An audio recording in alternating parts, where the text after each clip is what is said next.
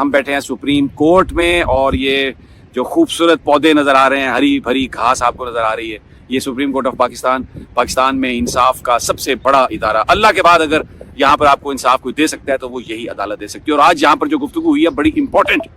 آج علی ظفر صاحب نے یہ کہا کہ آئین قتل ہو چکا 14 اور 15 تاریخ کی درمیانی شب, اور الیکشن ہونے تھے, الیکشن نہیں ہوئے, 90 دنوں میں سب سے بڑی وائلیشن, اور قتل ہو گیا آئین.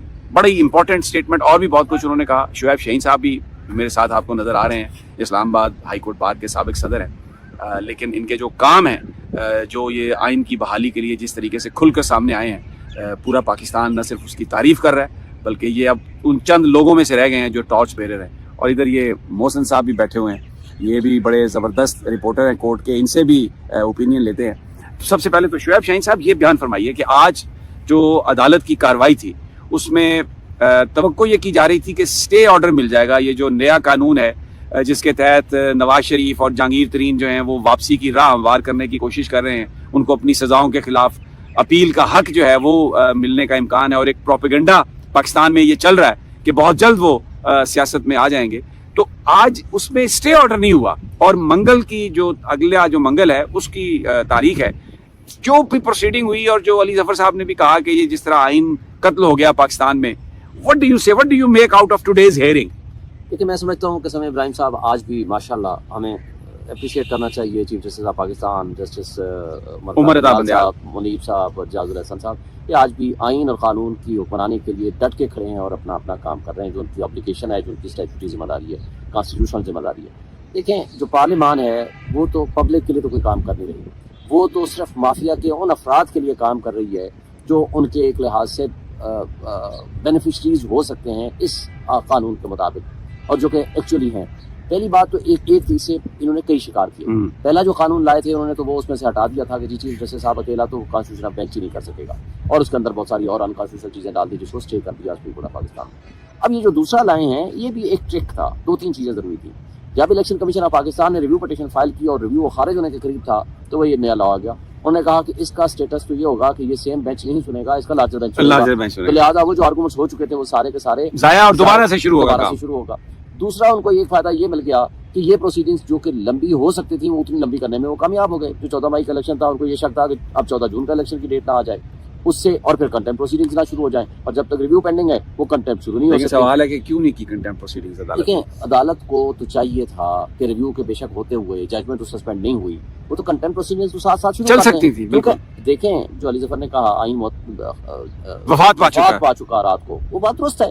کیونکہ آئین اگر ہے تو وہ یہ کہتا ہے 90 ڈیز میں الیکشن ہوگا, اور ان ریپرزینٹیڈ آپ کوئی غیر جمہوری لوگ نہیں بٹھا سکتے. اگر آئین معطل ہو گیا ہے تو پھر تو ظاہر آئین فوت ہو گیا. تو بات یہ ہے کہ یہ کنٹمپٹ پروسیڈنگ تو شروع کرنی چاہیے. آج بھی سٹے نہیں دیا انہوں نے جو استدعا کی گئی تھی کہ وہ جو اس کی وجہ شاید یہ ہے کہ چونکہ مین جو کیس ہے وہ ریویو والا وہ بھی پینڈنگ ہے, دوسرا والا جو لا ہے وہ سسپینڈڈ ہے, تیسرا جو لا ہے اس پہ فیصلہ کریں گے کہ اگر یہ طے ہو گیا کہ یہ دونوں لاز انکانسٹیٹیوشنل ہیں تو اس کو ختم کر کے تو پھر ریویو پہ آ جائیں گے.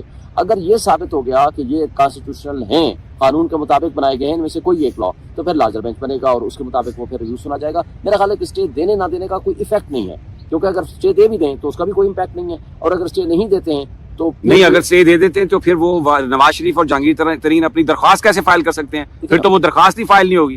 ابھی تو اگر اسٹے نہیں ہے تو وہ درخواست فائل کر سکتے ہیں. دیکھیں اگر ابھی درخواست فائل کر دیتے ہیں وہ اور اس دوران وہ لا ختم ہو جاتا ہے, ان کی درخواست کی تو اہمیت ہی ختم ہو جائے گی, ویسے بھی ٹائم بارڈ ہو جائے گی, تو میننگ دیر بھائی اس کا کوئی امپیکٹ ایز سچ نہیں آئے گا. لیکن وہ تو تب ہوگا نا کہ اگر یہ قانون جو انہوں نے بنایا ہے اگر اس کو عدالت خلاف آئین قرار دے دے. اچھا پھر ایک اور چیز بھی مجھے بتائیں, اب بہت سارے جو پی ٹی آئی کے منحرفین ہیں, یعنی میں اس لیے منحرفین کہہ رہا ہوں کہ ان سب نے درخواستیں وہ پریس کانفرنس کر کے اپنے آپ کو پارٹی سے علیحدہ کر لیا ہے. اگر یہ قومی اسمبلی میں 62 یا 70 اراکین واپس آتے ہیں تو یہ پارلیمان تو کوئی آئینی ترمیم بھی کر سکتی ہے کسی کو سزا معاف کرنے کے لیے. دیکھیں کرنے میں تو یہ بہت کچھ ہو سکتا ہے, لیکن میرا نہیں خیال کہ اب اس طرح اتنی بڑی تعداد میں یہ پارلیمنٹیرین جو منحرفین ہیں جو لوٹے بن چکے ہیں کہ وہ واپس جا کر کے ان کے ساتھ آئین میں ترمیم بھی کر لیں. یہ ممکن نہیں ہے کیونکہ اس کے لیے 2/3 میجورٹی کے لیے بھی ان کو بہت کچھ کرنا پڑے گا. وہ سارے کے سارے تو نہیں گئے, ان میں سے 10 گئے ہوں گے, 20 گئے ہوں گے, 25 گئے ہوں گے, 30 گئے ہوں گے. لیکن جس طریقے سے یہ بھیڑ چال ہے اس طریقے سے تو لگتا ہے کہ یہ سارے کے سارے جو ہیں یہ جا چکے. سمیع ابراہیم صاحب ہم بدقسمت قوم ہیں, ہمارے ہاں کوئی کریکٹر نہیں رہا. ہمارے ہاں بڑے بڑے دعوے کرنے والے, بڑی بڑی باتیں کرنے والے وہ اس طرح ریت کی ڈھیری ثابت ہوئے ہیں. یوں پھسل کے نکل گئے. لیکن ایک بات میں بتا دوں, مافیا جو پی ٹی ایم کی صورت میں بیٹھے ہوئے ہیں, کیا یہ اس قابل ہیں کہ یہ اتنا بڑا فیصلہ کر سکیں؟ ہر بندے کو پتا ہے. تو اگر ہم نے یہ لیکن یہ بات میں آپ کی تسلیم کرتا ہوں کہ ظاہر ہے پیچھے کوئی نہ کوئی ہوتا ہے, لیکن ایک بڑی بات یہ ہے کہ شعیب شاہین صاحب جس کی ذمہ داری تھی فرنٹ پہ, وہ اس نے کیا ادا کی. اور اگر کوئی اپنے منصب کے ساتھ اگر کوئی ایمانداری نہیں کر سکتا تو اس کو اس منصب پر بیٹھنے کا اس کا کیا جواز ہے؟ اگر یہ عدلیہ پاکستان کے آئین کو نہیں بچا سکی جو ان کا آئینی ذمہ دار ہے, ان کا ذمہ داری تھی, تو یہ اپنی کمزوری کا بلیم تو کسی کو نہیں دے سکتے.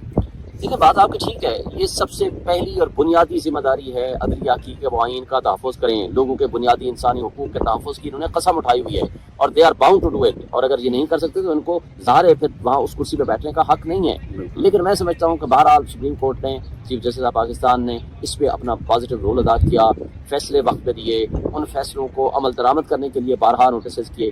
اب صرف یہ باقی رہ گیا ہے کہ کنٹمپٹ پروسیڈنگز, میرا خیال ہے اس پہ جانا چاہیے, ان کو کنٹمپٹ پروسیڈنگز شروع کرنی چاہیے. Let the law has to prevail, constitution کی بحالی ہونی چاہیے, لوگوں کے حقوق, یہ میرا آپ کا حق ہے کہ ہمارے جو بنیادی حقوق ہیں کہ ہم رائٹ آف فرنچائز جو ہے ہم اپنے منتخب نمائندوں کے ذریعے مملکت امور چلائیں. لیکن یہ نہیں ہو سکتا کہ آپ نامینیز کے پیریڈ کے لیے بٹھائے رکھیں. شعیب صاحب بہت شکریہ. یہ میرے ساتھ راجہ محسن اعجاز صاحب ہیں, یہ بھی بڑے چیتے رپورٹر ہیں سپریم کورٹ کے, تو ان سے ذرا پوچھتے ہیں.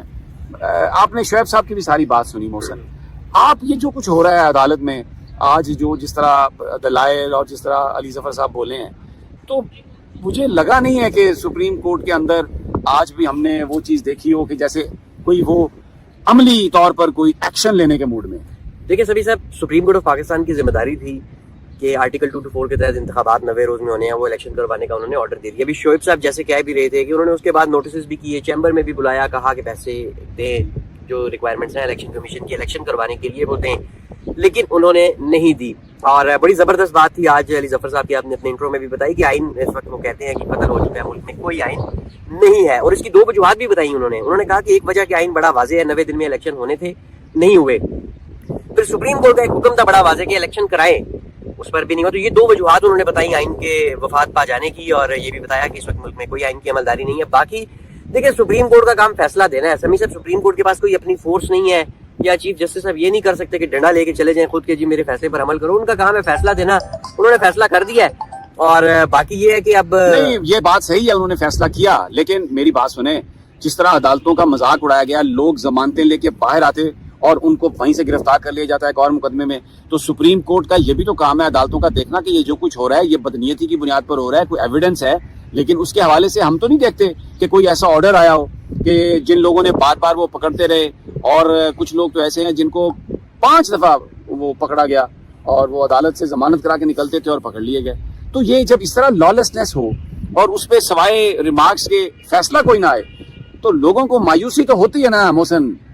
دیکھیں ڈس اپوائنٹمنٹ ہے لوگوں میں, اس میں تو کوئی دو رائے ہے ہی نہیں, کہ لوگوں میں مایوسی پھیلی.